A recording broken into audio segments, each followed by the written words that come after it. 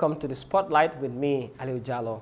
Today in the building I have on my far left Abdou Cissé, CEO and founder of Foundation for Health and Safety Measures, and on my far right I have Awa Coulibaly. She is the PRO of Foundation for Health and Safety Measures.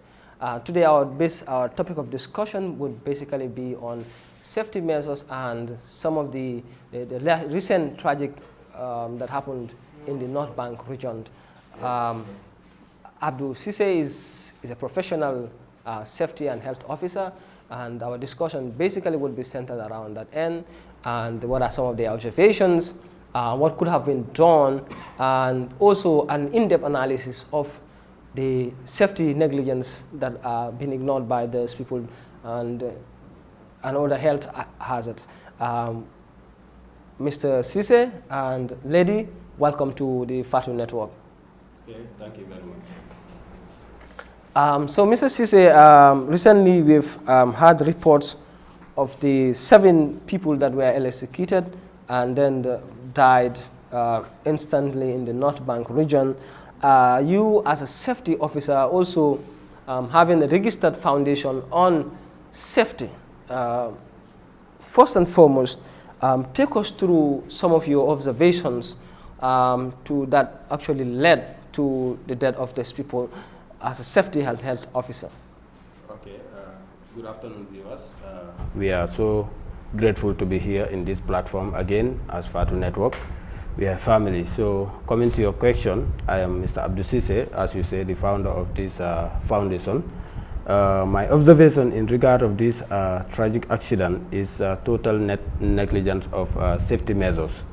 When we say total negligence of safety measures, it's like during this observation we did and our connecting to people in the scene there, we come to realize that they were walking basically without PPE, personal protective equipment. They only have the helmet, and which was not tied to their head, and some of them were using slippers with that walk. And walking in that kind of environment is involved with risks and hazard.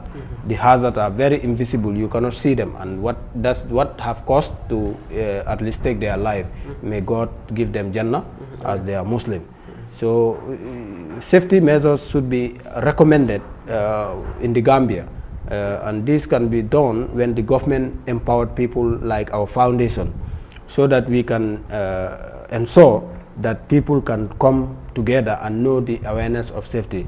And I cannot say... So before we go further on that, now you made mention that from your observations, yes, you came to find out that some of them were wearing slippers. Yes. And now, could you tell us, just give us a gist of 1 or 2 safety gears, PPE, personal protective gears that they should be wearing, and also the company responsible, where they're not putting into consideration some of these things. Yeah, in safety we have what we call induction. And induction is whereby when the laborers or those manpower people going for work, you assemble them and give them measures, what they should wear, how they should handle themselves in terms of minimizing risks or near miss or accident. So they should wear an overall as an electrical insulators personnel. They should wear a cotton overall. They should wear a glove. They should wear a goggles. They should wear a hairset. They should wear a helmet and a safety boots. But seeing this incident that happened, it's like only helmet were available. Even the reflector they were wearing is not even advised to wear in electrical field, because it's a static reflector. That is like when you are wearing, you see the spark of light. Okay. It's not advisable. You have to have pure cotton. And all these PPE protective equipment is only one we recommend, that is the helmet, and it was not tied. It's just like they put it on to cover the sun. And the helmet is there to safeguard when you have accident, you are falling, it can protect you. So in our observation, we see that these measures were not there. And so from what we gather, actually, they were trying to actually replace an old pole. Now, could it be there is negligence in terms of, you know, knowing fully well that they're dealing with actual electricity, and time without numbers, we're seeing people taking the risks. What do you think could have been the issue around? Yeah, according to many reports, they were erecting a pole, but where were they erecting this pole? It's under a high tension voltage, which is almost 30,000 megawatt, very, very, very high in radiation. So if they were doing that with manpower, normally they should have a machine, that is the telehandry, that will hold the pole and put it. But unfortunate, as Gambia, we don't have that. So there should be a measure that will have guide them, like an induction, or a safety officer should have been in the ground to give his tack that, okay, you are in an area whereby it's very dangerous because high voltage is on top of you, and you are lifting an iron. Iron plus iron, like when they say what causes fire is fuel under oxygen under heat. So you already have the heat that is in the transformer serving the electricity, and you also have what is fuel, that is the iron that they hold. The oxygen is paramount everywhere. So this have caused the shock of that electricity, and they unfortunately hold the iron, which have led to them to perish. This have been, you know, very, very, very sad with us, and there are measures that they should have taken, and I blame the safety officers who are working with them without giving them this induction. Now, as a safety company or foundation, yes. What have you done so far from the tragic death to date in terms of engaging the public, in terms of engaging the institution involved, in terms of engaging the authorities involved, you know, in this recent tragedy, and what will be the way forward, moving forward? Okay. When it happened, first I do call somebody who is near and Bara and that end, but unfortunately he didn't go at that time in the scene. But later he go to the scene. He told me that what I see is not like what safety measures is given as a concept, because they are totally without safety inputs.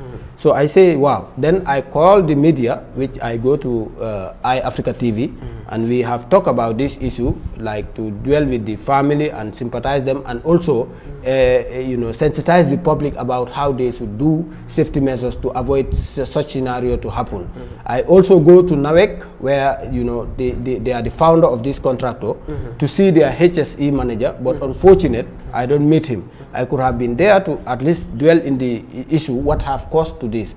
So, but unfortunate, I don't meet him. So that's what I do, but I am doing my sensitization. I talk to you, I talk to so many media to sensitize about it. So our has been very boring here, and let me just engage a little bit on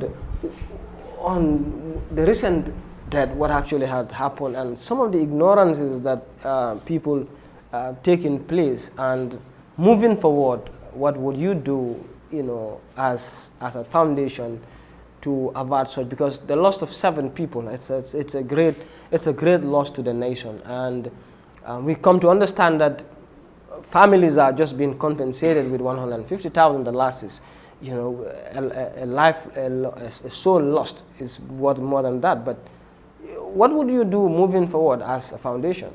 You know? Well, like Mr. Cisse just mentioned. I don't know whether I will say the people that send them to do that work particularly are ignoring the health and safety measures, because as you can see the picture that is sent into the social media, that they were not wearing nothing that will guide them. Like if they were wearing like what Mr. Cisse just mentioned, the boots and then the helmet, at least, because for me the picture that I see, I don't even see them wearing helmets. So they don't even do nothing to protect themselves. It was not good at all. Now that they lost their how to call it? Family members. Yeah, they lost their own life. They lost their own life for nothing. Let me say for nothing. Because if you even see that the amount of money they are going to pay them is nothing. Now they lost their life, and then the fact that their bosses are also saying that they are not working for me, and then this and that, it's not a good resource for them. Yeah. So the other thing is we want to talk about is we've seen people ignoring a lot of safety measures, especially health hazards, like you know, in hospitals and everything. What do you have to say about that, and what would you advise? Like when we talk about the health, we see vendors going to hospitals and then picking these empty bottles used by patients, which is very detrimental, I think, because you don't know whether the patient is having a disease that can then they will use that bottle to do this wonjo juice.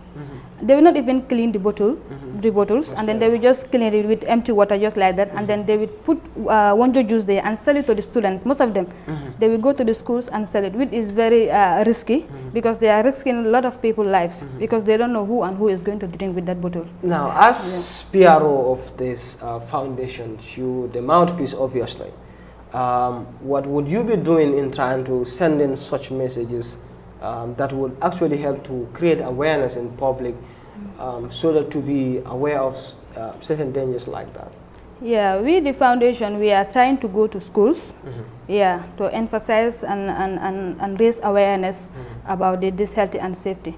I think if we do that, because schools where a lot of these things there is very risky, because students are there, and then when you share the information to them, they will share it to their family. Okay. Now, what would be the challenges in trying to, because creating awareness actually it's like a little bit expensive, you know, it's cost effective. Now, what would be your foreseeing challenges, and how many schools are you going to target within this short space? Yeah, we are targeting at least 25 to 50 schools. And 25 to 50 schools, is it within the Greater Banjul area? Yeah, or in the combos. Yeah, in the combos here. Okay. Yeah. Great. So I'll come back to Mr. Cisse, because time is very limited for this interview so far. Now, I want us to give us an in-depth analysis of actually what happened, you know, what could have been done. We've seen, like I said, $150,000 compensated for those executed. Now, as a safety health officer, what is the way forward in trying to engage these companies, in trying to engage the families, to see that, you know, yes, they've lost their loved ones, but again, who is responsible? Because we believe that everything is from God, is destined by God. Yeah, that's the belief. Now, but you as a safety officer, do you, what would be your engagement? Okay, like the same going, prevention before cure. We cannot believe that there is no measures input being placed. It's just a negligence of conduct. And what have happened is very trivial to every Gambian. We are so sad that it happened like this. So the way forward is, we cannot say much in that, because the police are doing their investigation and they don't give a report of what exactly happened. But as a safety officer, what our analysis give and what the way we should do in forward, it's like in this scenario we have to send condolence, that's right. But I don't think giving of them this ransom of money and giving them a consent letter to sign, I don't think is honesty with them, because it's a way I feel that they are just going beyond the limit, waiting for the police to give their report. And you see, is that a form of a cover up? Yeah, it's a form of cover. And NAWEC also have declared yesterday that they are not part of that team who are mobilizing themselves to reach these families to brief it. So it's very unfortunate that we are acting like that. But as we come in, and this is why we created this foundation, because when we go and study and come and see that this area is dormant in the Gambia, we have come with this idea to at least ensure that there could be an act of bill that will cover all the workers and cover all the citizens in this kind of scenarios, like safety. Now we understand sometimes there is the high unemployment rate is very high. Yes. And could be companies are actually taking the advantage that there is a high unemployment rate, and then people are desperate to get jobs. Now, what is moving forward? This is a concern for every Gambian, you know, in workspaces. What would you do as a safety officer? Because your role is advocacy. Yes. You know, what would you do in getting to the root cause of it?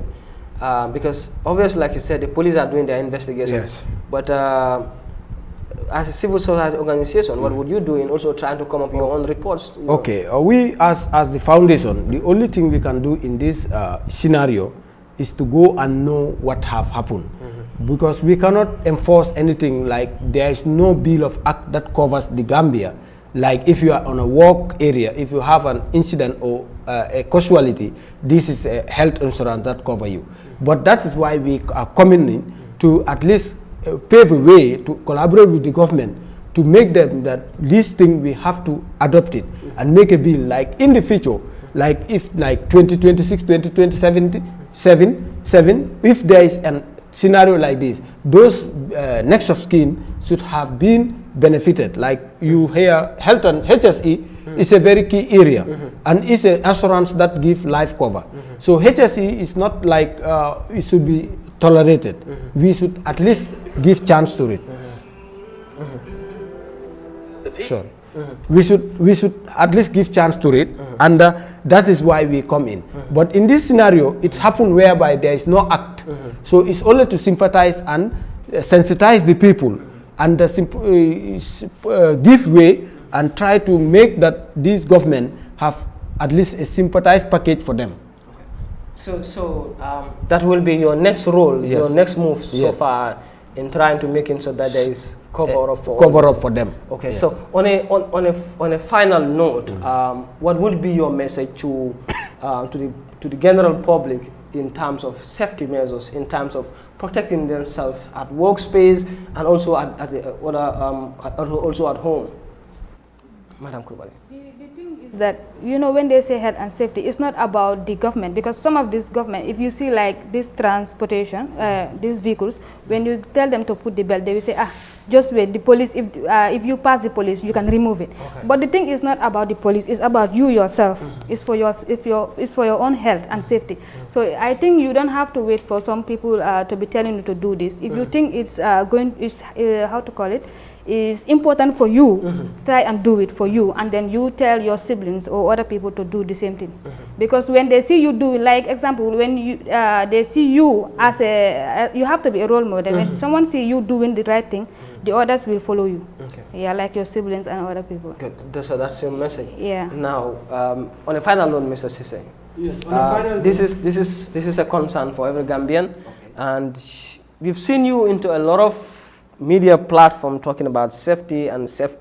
Now, what is your next move on the ground? Because, well, the media platform is one area, but what is the next move going down to grassroots to meet people, you know, to talk to them about safety, especially with the recent tragedy that actually happened? Good question, Aliu. That is a very good question that I will love to dwell in. As us, the foundation, in those days we were not registered. We cannot do more because we are not legal. But alhamdulillah, now we have our registration certificate and stand as a legal charitable organization for this Gambia. Our first step is we want to call up a meeting. That meeting is generally for every Gambian. If you can reach us in Sinchi Alaji inside training on the 2nd, then you come, we sell our agenda to you. Then from there we have a package of project that we want to engage in. First project, like she said, we want to go for student safety, because giving the awareness of safety in the schools will at least enhance the first-hand awareness of that this is a key area that I have to take myself.